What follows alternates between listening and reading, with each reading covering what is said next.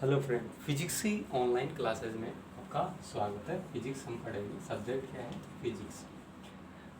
Physics subject के बारे में पढ़ेंगे। भौतिक विज्ञान की बात करता हूँ। क्या है? भौतिक विज्ञान। भौतिक विज्ञान इसमें हम पढ़ेंगे। सबसे पहला जो चैप्टर है, इसमें बहुत सारी यूनिट हैं। लगभग अगर राजस्थान बोर्ड की बात करें तो इसके अंदर बहुत सारी 10 यूनिट हैं, 10 यूनिट है। और हम जो इस टॉपिक की बात करते हैं, सबसे पहला वो है इलेक्ट्रोस्टैटिक्स। इलेक्ट्रोस्टैटिक्स इसको क्या बोलते हैं हिंदी में? स्थिर वैद्युतिकी। क्या बोलते हैं? स्थिर वैद्युतिकी। ठीक है, स्थिर वैद्युतिकी की बात करते हैं हम। ठीक है, तो स्थिर वैद्युतिकी, यहाँ पर देखो स्थिर है, वैद्युतिकी मतलब यानी स्थिर क्या रहेगी, ऐसी क्या चीज रहेगी जो स्थिर रहेगी और उसके कारण क्या होगी? विद्युत धारा प्रवाहित होगी। तो हम यहाँ पर देखते हैं स्थिर क्या रहेगा। यहाँ पर तो स्थिर क्या रहेगा? आवेश। क्या रहेगा? आवेश स्थिर रहता है। क्या रहता है? आवेश स्थिर रहता है। इसमें क्या है कि जो राजस्थान बोर्ड की अगर बात करें तो उसमें 4 चैप्टर आते हैं, लेकिन जो आईआईटी वगैरह, नीट वगैरह, जेई के अंदर सबसे इम्पोर्टेंट टॉपिक है, इसके अंदर से बहुत क्वेश्चन आते हैं। ठीक है, तो इसमें से बहुत क्वेश्चन आते हैं। तो आवेश क्या रहता है? स्थिर अवस्था में रहता है। अब हम बात करते हैं आवेश क्या रहेगा। पूरी जो यूनिट है वहां पर क्या रहेगा? स्थिर अवस्था में रहेगा। स्थिर अवस्था में आवेश स्थिर अवस्था में रहेगा। अब आगे मैं बात करता हूँ, आवेश स्थिर रहेगा तो इसका मतलब क्या है? तो अब ये बात करते हैं कि आवेश क्या है। हमने नाम तो ले लिया आवेश का, तो लेकिन आवेश होता क्या है? तो दोस्तों, आपने 10th क्लास में पढ़ा होगा कि आवेश की प्रवाह की दर को क्या कहते हैं? हम विद्युत धारा कहते हैं।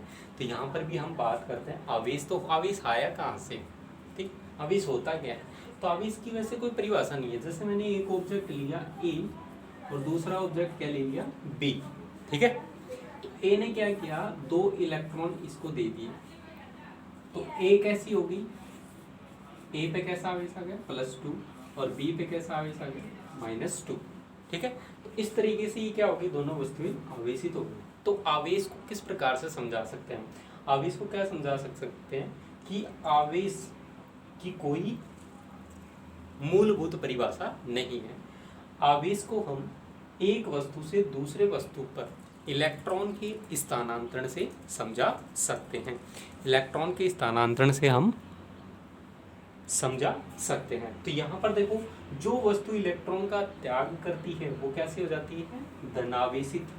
और जो इलेक्ट्रॉन को ग्रहण कर रही है वो वस्तु कैसी हो गई? ऋणावेशित। आगे बात समझ में? तो इलेक्ट्रॉनों के स्थानांतरण से ही हम आवेश को समझा सकते हैं। जो वस्तु इलेक्ट्रॉन का त्याग करती है वो क्या होगी? धनावेशित। और जो ग्रहण करती है वो क्या हो गई? ऋणावेशित हो गई। आगे मैं बात करता हूँ, ये हमने आवेश के बारे में कुछ देखा। अब हम बात करते हैं आगे। ये आवेश के बारे में हमने बात की। ठीक है, अब हम बात करते हैं, जैसे हमने क्या ले लिया? ये धनावेश ले लिया और ये क्या ले लिया? धनावेश। तो ये सबसे पहले धनावेश धनावेश एक ले लिया धनावेश और दूसरा ले लिया माइनस आवेश। ठीक है, ये एक दूसरे को क्या करते हैं? रिपेल। रिपेल का मतलब क्या हो गया? प्रतिकर्षित करते हैं। कैसे करते हैं? प्रतिकर्षित करते हैं।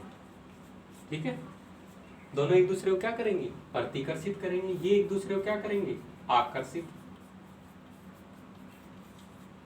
ठीक है, ये एक दूसरे को आकर्षित करते हैं। तो ये सबसे पहले किसने बताया था? तो ये बताया था बेंजामिन फ्रैंकलिन। बेंजामिन फ्रैंकलिन ने बताया था। सबसे पहले किसने बताया था? बेंजामिन फ्रैंकलिन ने बताया था। और ये कि 2 समान आवेश एक दूसरे को क्या करते हैं? प्रतिकर्षित करते हैं। और विपरीत आवेश एक दूसरे को क्या करते हैं? आकर्षित करते हैं। ये सबसे पहले बेंजामिन फ्रैंकलिन ने बताया था।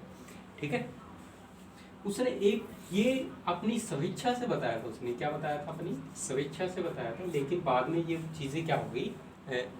एकदम सही निकली। तर्क खोज वगैरह हुई, इन्वेंशन हुआ, तो उसके बाद में ये चीज़ें क्या हुई? सही निकली। उन्होंने क्या बताया कि 2 पॉजिटिव आवेश हैं या फिर नेगेटिव आवेश हैं, एक दूसरे को क्या करते हैं? प्रतिकर्षित करते हैं। और 2 एक पॉजिटिव एक नेगेटिव है, वो एक दूसरे को आकर्षित करते हैं। तो इस प्रकार से हम क्या कह सकते हैं कि आवेश कितने प्रकार के हुए, आवेश के प्रकार। तो आवेश कितने प्रकार के हो गए, 2 प्रकार के। पहला कौन सा हो गया, पॉजिटिव, और दूसरा कौन सा हो गया, नेगेटिव। तो इस तरीके से आवेश कितने प्रकार के हो गए, 2 प्रकार। तो हमने आज बेसिक डिस्कस कर रहा हूँ मैं आपके सामने, बेसिक जो चीज़ें होती हैं इलेक्ट्रोस्टैटिक्स, जो स्थिर वैद्युतिकी है फिजिक्स का बेसिक हम टॉपिक स्टार्ट किया है हमने। करंट इलेक्ट्रिसिटी भी बोलते हैं इसको। तो इलेक्ट्रोस्टैटिक्स का यानी स्थिर वैद्युतिकी का हमने बेसिक स्टार्ट किया है। आगे हम बात करते हैं, ठीक है। तो ये आपको वैज्ञानिक का नाम याद रखना है, कौन है, बेंजामिन फ्रैंकलिन, जिसने आवेशों के बारे में बताया था।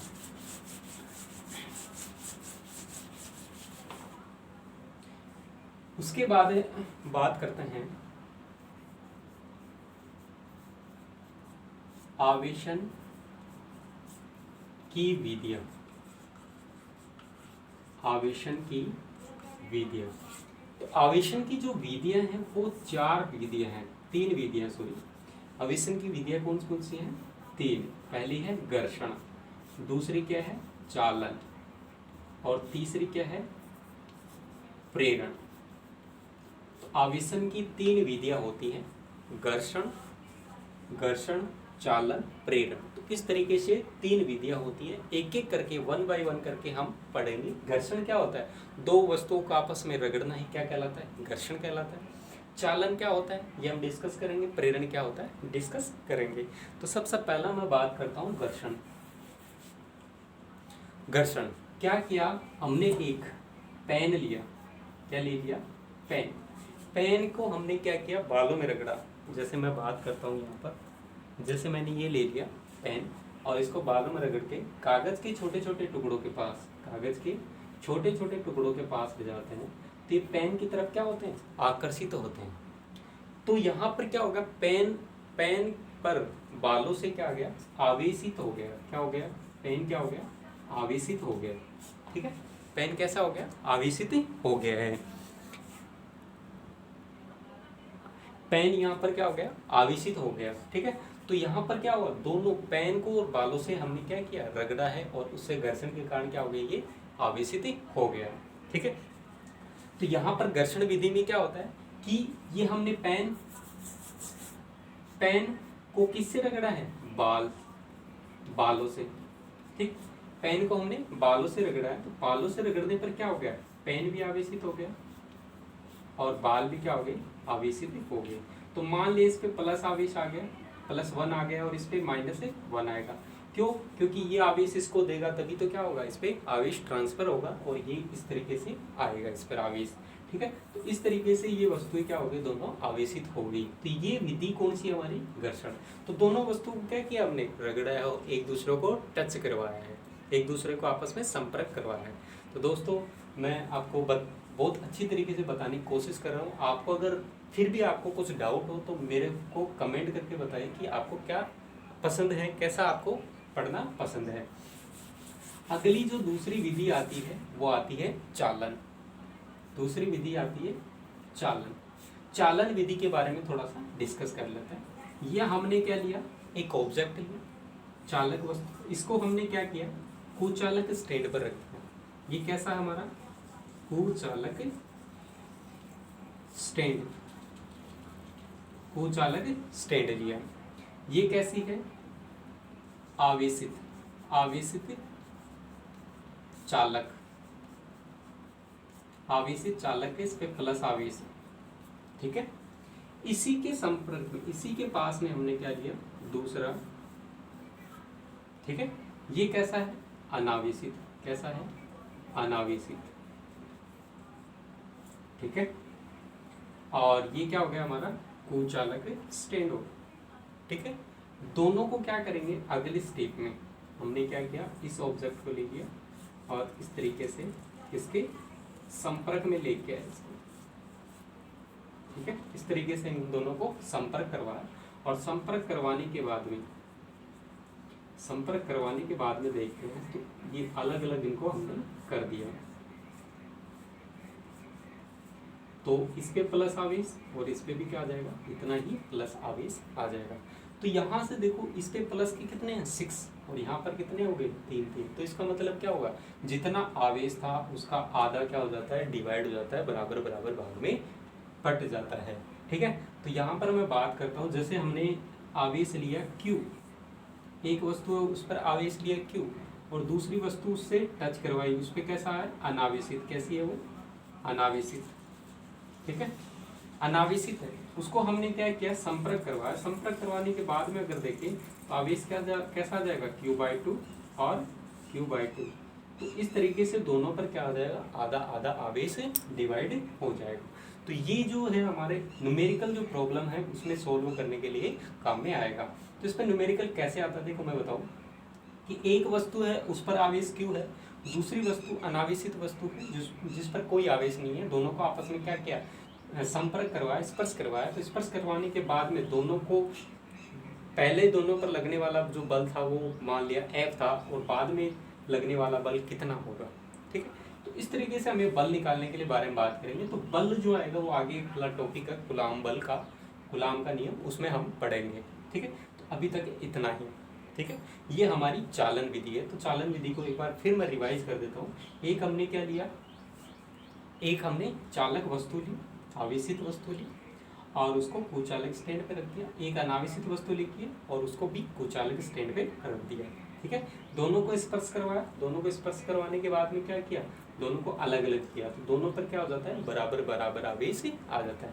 एक चीज यहाँ पर ध्यान में रखनी है कि जिस आवेशित वस्तु पर, जिस वस्तु को आवेशित करना है उस वस्तु पर, आवेशित वस्तु पर जिस प्रकृति का आवेश है, जिस प्रकृति का आवेश है, जैसे प्लस है तो यहाँ पर भी क्या आएगा, प्लस ही आएगा। अगर यहाँ पर माइनस होता तो यहाँ पर कैसा आवेश आ जाता है, माइनस का आवेश आ जाता है। ठीक है, तो इस तरीके से आवेश आता है। दूसरी चीज इसमें क्या ध्यान में रखनी है, दोनों वस्तु क्या होनी चाहिए, स्पर्श होंगी। दोनों वस्तु क्या होंगी, स्पर्श होंगी।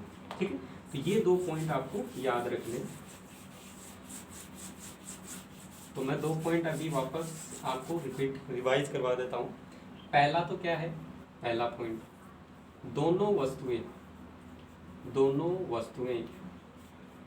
स्पर्श में होंगी, स्पर्श में होंगी। ठीक है, दूसरा क्या है, दोनों पर समान प्रकृति का आवेश आएगा, समान प्रकृति का आवेश आएगा। दोनों पर क्या आएगा, समान प्रकृति का आवेश आएगा। ठीक है दोस्तों, तो इतना आपको, मैं होप करता हूँ कि इतना आपको समझ में आ रहा है। ठीक है, तो आगे और बाकी आप कमेंट करके बता दीजिए कि आपको कैसा पढ़ना अच्छा लगता है।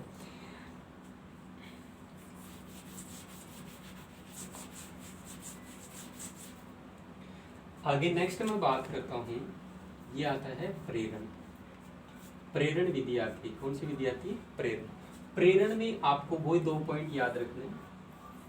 पहला पॉइंट क्या है, दोनों वस्तुएं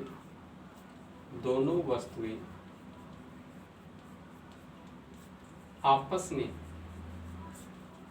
में स्पर्श नहीं करती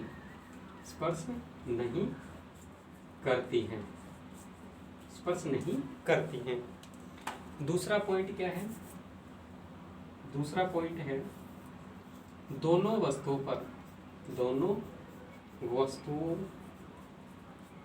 पर विपरीत प्रकृति का आवेश आता है। दोनों वस्तुओं पर विपरीत प्रकृति का आवेश आता है। तो इस तरीके से दोनों पर क्या आता है, विपरीत प्रकृति का आवेश आता है। ठीक है, तो यहाँ पर मैं समझ लेता हूँ इसको। तो ये 2 पॉइंट, पहला क्या है, दोनों वस्तुएं आपस में स्पर्श नहीं करती हैं, दोनों वस्तुओं पर विपरीत प्रकृति का आवेश आता है। तो इसको हम चित्र द्वारा, डायग्राम द्वारा समझते हैं। ठीक है, तो देखो इधर, तो देखो फिजिक्स दोस्तों, फिजिक्स क्या है कि टाइम टू टाइम इसको रिवाइज करना होता है। लोग सोचते हैं कि बहुत हार्ड है फिजिक्स, इतना हार्ड फिजिक्स नहीं है। इसको बस टाइम टू टाइम आपको क्या करना होता है, रिवाइज करना होता है। जैसे कल पढ़ा उसको वापस आज रिवाइज करना होता है। ठीक है, तो टाइम टू टाइम अपन रिवाइज करते रहते हैं और लिख के याद करते हैं, तो ये तुरंत याद हो जाती है। तो प्रेरण को इंग्लिश में क्या बोलेंगे, इंडक्शन क्या बोलेंगे, इंडक्शन। ठीक है, तो इंडक्शन की बात करते हैं तो सबसे पहले हमने क्या लिया, एक वस्तु ली, एक वस्तु इस तरीके से ली और एक दूसरी वस्तु इस तरीके से हमने कुचालक स्टैंड में, सॉरी ये हमने एक अनावेशित चालक लिया। कैसा, अनावेशित, अनावेशित चालक, और इसको किस पर रख दिया, कुचालक स्टैंड, कुचालक स्टैंड पर रख दिया। ठीक, कुचालक स्टैंड पर रख दिया। इसके पास में हमने क्या ली, एक छड़ लेके आए, एक छड़ लेके आए जिसपे कैसा आवेश है, धनावेश है। कैसा आवेश है, धनावेश। और ये छड़ किसकी है, कांच की, कांच की छड़, कांच की छड़ इसके पास में लेके आए, दोनों को संपर्क कर, दोनों को दूर दूर है, दोनों स्पर्श नहीं करेंगे। थोड़ी देर बाद में देखते हैं अपन, तो यहाँ पर क्या होता है, कोई भी चालक पदार्थ होता है उसमें धनावेश भी होता है, ऋणावेश भी होता है। तो इसका जितना भी ऋणावेश है वो क्या हो जाएगा, इसके पास में आ जाएगा। तो इसका ऋणावेश इधर आ गया और इधर क्या बच गया, प्लस आवेश बच गया, और ये कांच की छड़। ठीक है, इस तरीके से हमने इनको देख लिया। कोई दिक्कत दोस्तों, यहाँ तक हमने देख लिया। अब क्या किया मैंने, इसको अगले वाले स्टेप में, अगली वाले स्टेप में क्या किया, ये माइनस है, ये प्लस है, इसको क्या कर दिया, भू संपर्कित कर दिया मैंने। क्या कर दिया, भू संपर्कित कर दिया। और ये कांच की छड़, भू संपर्कित करने के बाद में ये जो जितना भी धनावेश है पृथ्वी में चला जाएगा, बचेगा क्या यहाँ पर, ऋणावेश। तो यहाँ पर कैसा आवेश बचेगा, और यहाँ से हम कांच की छड़ को हटा देते हैं।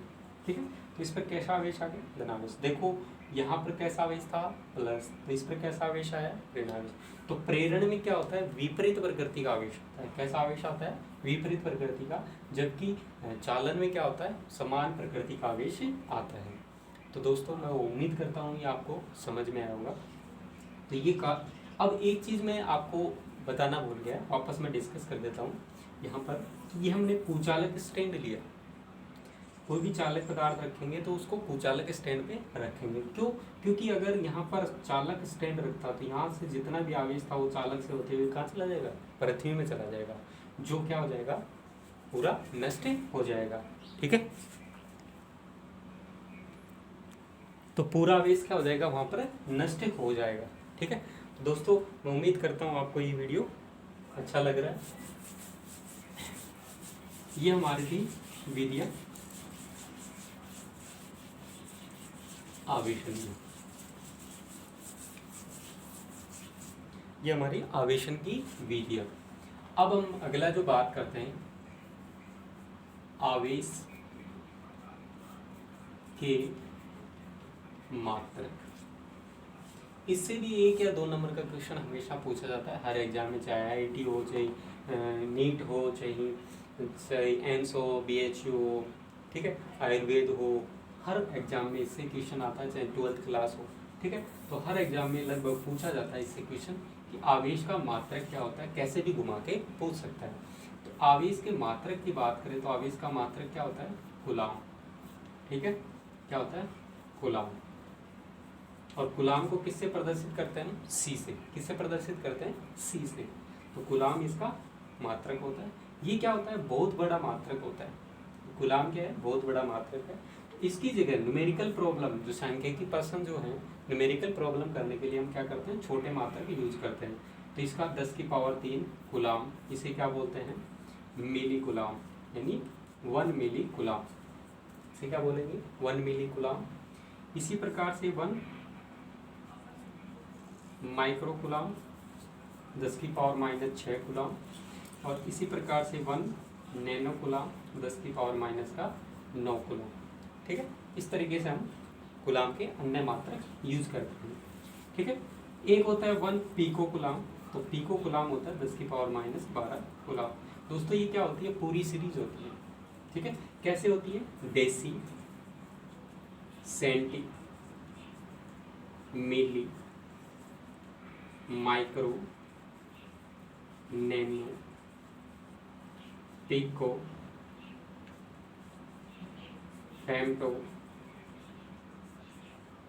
ठीक है, इस तरीके से फेम्टो, एटो, जोटो, येटो।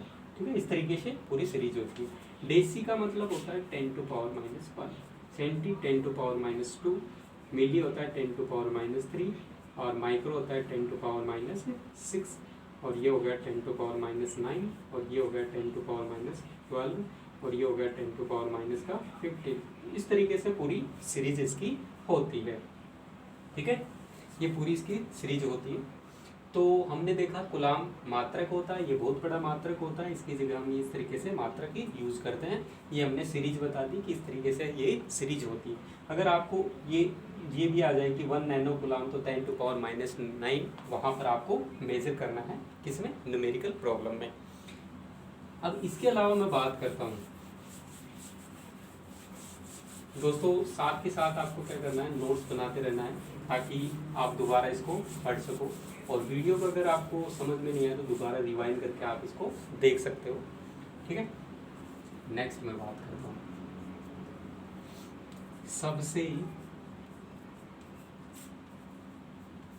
छोटा मात्रक। सबसे छोटा मात्रक, तो सबसे छोटे मात्रक की बात करूँ तो ये क्या होता है, फ्रैंकलिन होता है। कौन सा होता है, फ्रैंकलिन।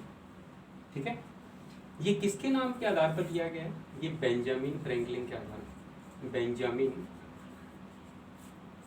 फ्रैंकलिन, बेंजामिन फ्रैंकलिन ने इसका नाम दिया था, बेंजामिन फ्रैंकलिन के आधार पर इसका नाम दिया गया है। ठीक है, तो बेंजामिन फ्रैंकलिन के आधार पर इसका नाम दिया गया फ्रैंकलिन।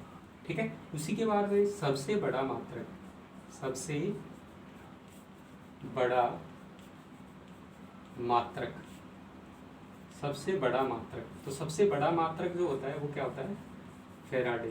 क्या होता है, फैराडे। सबसे बड़ा मात्रक क्या होता है, फैराडे होता है इसका। और एक फैराडे की बात करें, एक फैराडे की बात करें तो 96,500 गुलाम होता है। एक फैराडे कितना होता है, 96,500 गुलाम होता है। ठीक है, तो ये आवेश के मात्रक होते हैं। इनके अलावा इसको दूसरा नाम बोलते हैं ESU। ESU क्या है, ESU है इलेक्ट्रोस्टैटिक यूनिट। क्या होता है, इलेक्ट्रोस्टैटिक यूनिट।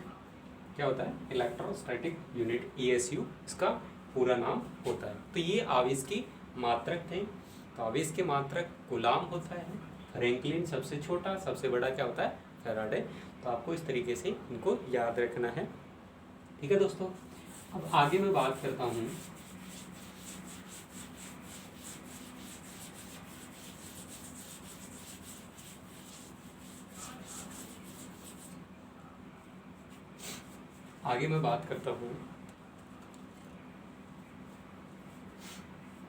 अगला जो टॉपिक है, आवेश के गुणधर्म। आवेश के गुणधर्म, तो आवेश के गुणधर्म यानी गुणधर्म का मतलब क्या होता है, उसमें क्या क्या गुण होता है आवेश में। तो पहला होता है आवेश की योज्यता। आवेश की योज्यता। ठीक है, दूसरा होता है आवेश की निश्चरता। आवेश की क्या होगी, निश्चरता। तीसरा हो गया आवेश का संरक्षण। आवेश का संरक्षण। और चौथा हो गया आवेश का क्वांटीकरण। आवेश का क्या हो गया, क्वांटीकरण।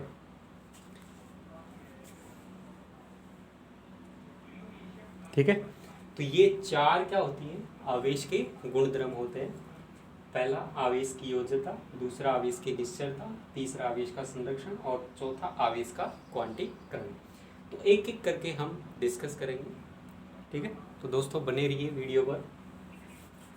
तो एक एक करके हम डिस्कस करते हैं। पहला है आवेश की योज्यता। आवेश की योज्यता की मैं बात करता हूँ तो यहाँ पर आवेशों का योग, आवेशों का योग बीजगणितीय तरीके से, बीजगणितीय योग की तरह किया जाता है। ठीक है, तो आवेशों का योग बीजगणितीय योग की तरह किया जाता है। जैसे मैं बात करूं बीजगणितीय योग की बात करते हैं, यहाँ पर बीजगणितीय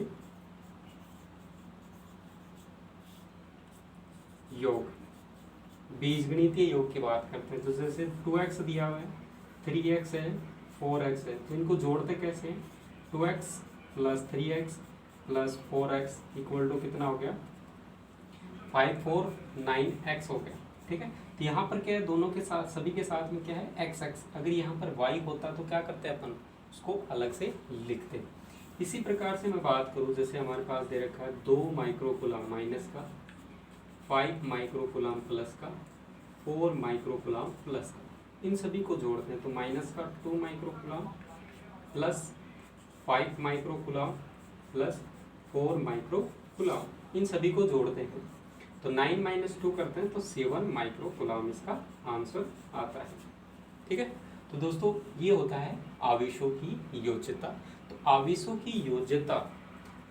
योज्यता बीजगणितीय तरीके से की जाती है। जिस प्रकार बीजगणित में हम x वाली वैल्यू को एक साथ जोड़ते हैं और y वैल्यू को एक साथ जोड़ते हैं, ठीक है, उसी प्रकार से यहाँ पर भी क्या होता है, जैसे माइक्रोकूलम अगर यहाँ पर लिखा हुआ है सभी में तो इनको एक साथ जोड़ेंगे। अगर यहाँ पर नैनोकूलम आ जाता तो उसको क्या कर देते हैं, अलग से हम ऐड करते हैं। ठीक है, तो ये दोस्तों पहला आवेश का गुणधर्म। दूसरे गुणधर्म की मैं बात करता हूँ। ठीक है, आगे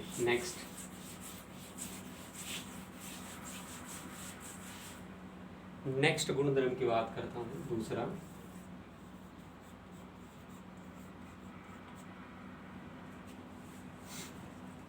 आवेशों की निश्चरता। आवेशों की निश्चरता, आवेशों की निश्चरता के बारे में हम बात करते हैं। तो आवेशों की निश्चरता देखो, जैसे हमारे पास ये 2 माइक्रोकूलम आवेश है, ये कैसी अवस्था में? स्थिर अवस्था में। ठीक है, ये स्थिर अवस्था में, इसको थोड़ी देर बाद में ये क्या हुआ? गतिशील हुआ। 2 माइक्रोकूलम है, ये क्या हुआ? गतिशील। थोड़ी देर बाद में क्या हुआ? गतिशील। और गतिशील होने के बाद में भी कितना है? 2 माइक्रोकूलम। ठीक है, तो यहाँ से हम क्या कर सकते हैं कि आवेश चाहे स्थिर अवस्था में हो चाहे गतिशील अवस्था में हो, आवेश का मान क्या रहता है? स्थिर रहता है। 2 माइक्रोकूलम है तो आवेश कैसा रहेगा? 2 माइक्रोकूलम ही रहेगा। अगर मैं यहाँ पर 5 माइक्रोकूलम आवेश लेता हूँ, वो स्थिर अवस्था में है, तो भी क्या रहेगा? गतिशील अवस्था में भी क्या रहेगा? 5 माइक्रोकूलम रहेगा। कि आवेश क्या होता है? स्थिर होता है, निश्चित होता है, निश्चर होता है।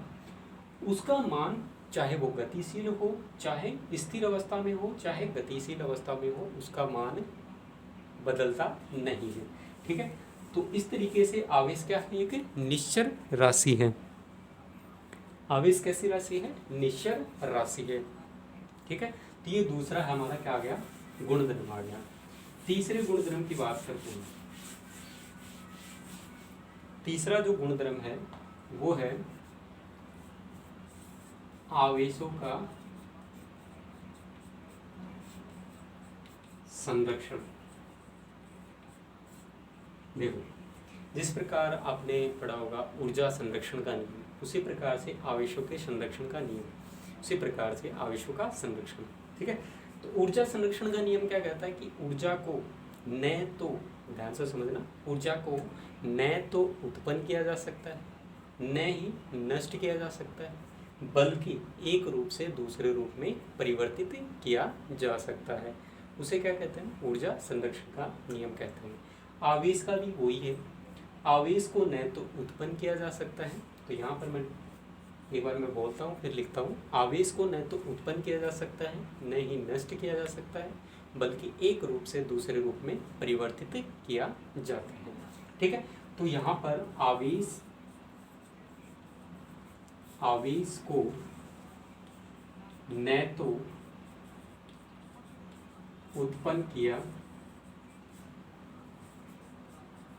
जा सकता है और न ही नष्ट किया जा सकता है, किया जा सकता है, बल्कि एक रूप से दूसरे रूप में परिवर्तित किया जा सकता है। ठीक है, तो ये आवेश संरक्षण का नियम है। आवेश संरक्षण का नियम आ गया। अब इसको हम एग्जाम्पल के द्वारा, उदाहरण के द्वारा समझेंगे कि किस तरीके से ऐसा होता है। तो देखो मैंने उदाहरण दिया है। हमने क्या लिया, एक इलेक्ट्रॉन ले लिया। इलेक्ट्रॉन पे कैसा आवेश होता है, -1। एक क्या ले लिया, प्रोटॉन ले लिया, इस पे आवेश कैसा है, +1। दोनों की अभिक्रिया करवाई। यहाँ देखो आवेश, कुल आवेश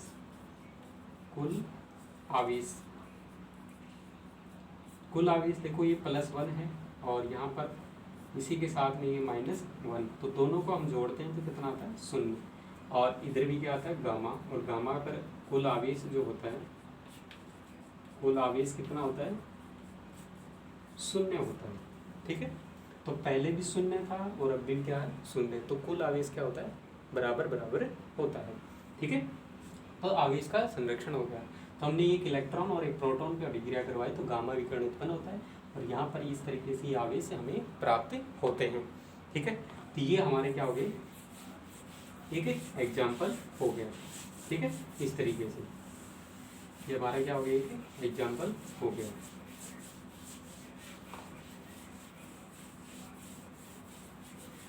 ठीक है, बहुत सारे एग्जाम्पल इसके आपको बुक में मिल जाएंगे, प्रैक्टिस करो उनकी अच्छी तरीके से। जैसे मैं एक एग्जाम्पल और ले लेता हूँ, 7N14। इसकी अभिक्रिया कराई 1H1 से। ठीक है, अभिक्रिया करवाई 1H1 से, तो क्या बनेगा, 8 ऑक्सीजन बन गया। इधर कितना बच गया, 15। तो देखो यहाँ पर टोटल कितना है, 40 + 1 कितना हो गया, टोटल 15। और यहाँ पर भी कितना है, 15। मान लो कुछ एनर्जी रिलीज हुई, कुछ एनर्जी क्या होगी, रिलीज। पहले 15 था और बाद में भी 15 था। तो इस तरीके से हमारा क्या होता है, ये आवेश का संरक्षण हो गया। ठीक है दोस्तों, उम्मीद कर रहा हूँ कि आपको ये वीडियो अच्छा लग रहा होगा। रिवाइज करते रहिए, रिवाइंड करके वीडियो को देखते रहिए। बहुत ही अच्छा चैप्टर है। अगला जो आता है फोर्थ जो आता है, आवेश का क्वांटीकरण। आवेश का क्वांटीकरण। ठीक है, आवेश के क्वांटीकरण की मैं बात करता हूँ यहाँ पर। ठीक है, आवेश का क्वांटीकरण क्या होता है, तो इसमें एक फॉर्मूला आता है, Q = N × E। ठीक है, ये फॉर्मूला आता है। आवेश की क्वांटीकरण की बात करें तो क्वांटीकरण क्या होता है, देखो क्वांटा क्या होता है कि जैसे सूर्य का प्रकाश है, पृथ्वी पे आ रहा है, तो वो छोटे छोटे बंडल्स के रूप में क्या आता है, पृथ्वी पे आता है। छोटे छोटे बंडल्स के रूप में पृथ्वी पर आता है। तो उन बंडल्स को क्या कहते हैं, क्वांटा कहते हैं। इसी प्रकार से आवेश भी क्या होता है, एक वस्तु से दूसरी वस्तु पर ट्रांसफर हो रहा है, एक वस्तु से दूसरी वस्तु पर क्या हो रहा है, स्थानांतरित हो रहा है। तो वहाँ पर भी क्या होगा, एक फिक्स स्पेसिफिक वैल्यू होती है, उसी के रूप में क्या होता है, वो आगे बढ़ता है और उस वैल्यू को क्या कहते हैं, क्वांटा। और क्वांटा क्या होता है, देखो यहाँ पर क्वांटा कहेंगे, क्या कहेंगे, क्वांटा। उस वैल्यू को क्या कहेंगे, क्वांटा। और क्वांटा क्या होता है, वो इलेक्ट्रॉन का जो आवेश होता है उसके बराबर होता है। देखो सपोज कर लिया हमने ए वस्तु ली और दूसरी वस्तु बी ले ली। इसने क्या किया, एक इलेक्ट्रॉन इसको दे दिया, इसने एक इलेक्ट्रॉन इसको दे दिया। तो एक इलेक्ट्रॉन इसने इसको दिया, तो यहाँ पर क्या हो गया, एक इलेक्ट्रॉन इसने इसको दे दिया। तो यहाँ पर एक इलेक्ट्रॉन इसने, तो यहाँ पर देखो एक इलेक्ट्रॉन दिया, या फिर क्या देगा, 2 इलेक्ट्रॉन देगा, या फिर क्या देगा, 3 इलेक्ट्रॉन। तो इलेक्ट्रॉन का आवेश जो राशि है उसी के पूर्ण गुणज के रूप में क्या होती है, जो आवेश होता है वो स्थानांतरित होता है, पूर्ण गुणज के रूप में आगे स्थानांतरित स्थानांतरित पूर्ण गुणज के रूप में ही स्थानांतरित होता है। जैसे 1 electron, 2 electron, 3 electron, 4 electron, 5 electron, 10 electron, 100 electron, इस तरीके से होता है। ऐसे नहीं कि हाफ इलेक्ट्रॉन उसको दे दिया, 3/2 इलेक्ट्रॉन उसको दे दिया, 5/2 इलेक्ट्रॉन उसको दिया है, तो ऐसा कुछ भी नहीं होता है। ठीक है, तो आवेश का क्या होता है, क्वांटा के रूप में ही एक वस्तु से दूसरी वस्तु पर स्थानांतरित होता है। तो यहाँ पर एक हमने फॉर्मूला देखा है, ये एक फॉर्मूला देखा हमने, कौन सा, Q बराबर N इंटू E। Q क्या होता है, कुल आवेश, क्या होता है, कुल आवेश। ठीक है, N क्या होता है, आवेश की संख्या, सॉरी इलेक्ट्रॉन की संख्या, किसकी संख्या, इलेक्ट्रॉन की संख्या। E क्या हो गया, इलेक्ट्रॉन का आवेश। ठीक है, और इलेक्ट्रॉन का आवेश कितना होता है, 1.6 मल्टीप्लाई 10⁻⁻19 कूलम। ये इलेक्ट्रॉन का आवेश होता है कि नहीं होता है, ये तो आपने पढ़ा होगा। आपसे पूछ ले प्रोटॉन का कितना होता है, तो प्रोटॉन का भी इतना ही आवेश होता है। आपसे पूछे न्यूट्रॉन का कितना होता है, तो न्यूट्रॉन का कितना आवेश होता है, न्यूट्रॉन पे कितना आवेश होता है, 0। कितना आवेश होता है, 0। प्रोटॉन की बात करें तो प्रोटॉन पे आवेश कितना होता है, यही होता है 1.6 × 10⁻⁻19 कूलम। ठीक है, तो इस तरीके से ये आवेश हमारे पास आ गए। क्वेश्चन कैसे आता है इसका, देखो क्वेश्चन ऐसे आता है कि हमें ये वैल्यू दे देगा, ये हमें पता है, ये हमसे निकालने के लिए बोलेगा कि एक वस्तु से दूसरी वस्तु, जैसे एक वस्तु हमने A मान ली और दूसरी वस्तु B, बोलेगा कि एक वस्तु से दूसरी वस्तु, A वस्तु से B वस्तु पर 4 इलेक्ट्रॉन का क्या हो रहा है, ट्रांसफर हो रहा है। तो कुल आवेश ज्ञात कीजिए। तो कुल आवेश ज्ञात करेंगे तो क्या होगा, Q बराबर 4 इंटू इलेक्ट्रॉन का आवेश 1.6 × 10⁻⁻19। ठीक है, इनको मल्टीप्लाई करेंगे तो यहाँ से क्या आ जाएगा, कुल आवेश आ जाएगा। तो दोस्तों मैं उम्मीद करता हूँ ये आपको वीडियो अच्छा लग रहा है। ठीक है, तो इस तरीके से एक तो न्यूमेरिकल इस तरीके से, दूसरा न्यूमेरिकल क्या आता है, दूसरा न्यूमेरिकल इस पे आता है कि हमें ये वैल्यू दे देगा कुल आवेश और पूछ लेगा कि इलेक्ट्रॉन की संख्या ज्ञात कीजिए, किस तरीके से ज्ञात करोगे। तो इलेक्ट्रॉन की संख्या हमें वहाँ पर ज्ञात करनी होगी। तो ये आवेश का क्वांटीकरण आ गया। ठीक है, तो आवेश का क्वांटीकरण में फॉर्मूला आता है Q बराबर N × E। ठीक है, ये हमारा आवेश जो रिलेटेड था, आवेश से रिलेटेड जो बेसिक था इस चैप्टर का, हमने यहाँ पर डिस्कस किया कि जो बेसिक क्या होता है इस चैप्टर का। ठीक है, अब ये हमारा बेसिक था, आवेश क्या होता है। ठीक है, और भी कुछ चीज़ें हैं, देखो ये हमने कुछ बेसिक और बता देता हूँ। प्लस आवेश है और ये प्लस आवेश है, दोनों क्या करेंगे, एक दूसरे को प्रतिकर्षित करेंगे। और एक प्लस आवेश है और एक क्या है, माइनस आवेश, दोनों क्या करेंगे,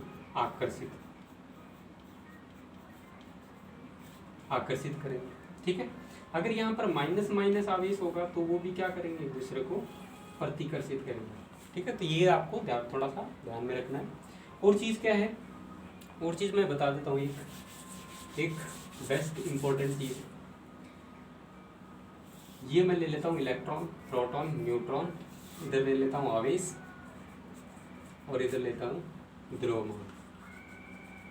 तो ये कई बार पूछ लिया जाता है, कई बार आपको याद रखना होता है। तो आवेश जो होता है इलेक्ट्रॉन का 1.6 × 10⁻⁻19 कूलम होता है।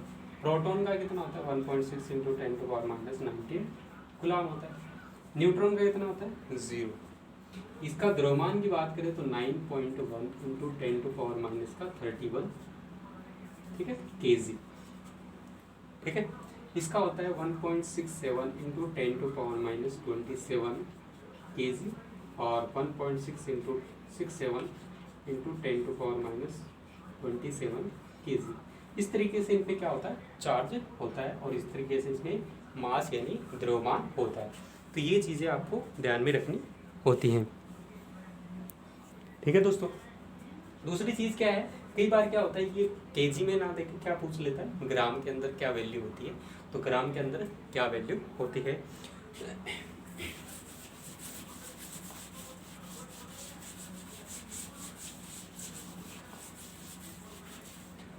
तो हेलो दोस्तों, ये वीडियो आपको कैसा लगा बताइए कमेंट करके, और लाइक कीजिए, इसको शेयर कीजिए, सब्सक्राइब कीजिए, ठीक है। और कमेंट करके बताइए कि ये वीडियो आपको कैसा लगता है। फिर दूसरा आता है बेल आइकन को प्रेस कीजिए ताकि आपको नए वीडियो मिलता रहे। आप बताइए कि वीडियो कैसा लगा आपको। और मेरा नाम सुरेंद्र कुमार है, ठीक है। I have 5 year experience in physics classes in Sikar districts. तो सो प्लीज़, तो मैं उम्मीद करता हूँ आपको अच्छा लगा होगा, और मुझे कमेंट करके बताइए ताकि मैं आपके लिए और अच्छा वीडियो ज़्यादा से ज़्यादा लोगों को शेयर करते रहिए, ताकि हर प्रत्येक स्टूडेंट इस जो फ्री एजुकेशन, ऑनलाइन एजुकेशन, इसको प्राप्त कर सके लॉकडाउन के टाइम में। ठीक है दोस्तों, आज के लिए इतना ही। Thank you. नेक्स्ट क्लास में मिलते हैं।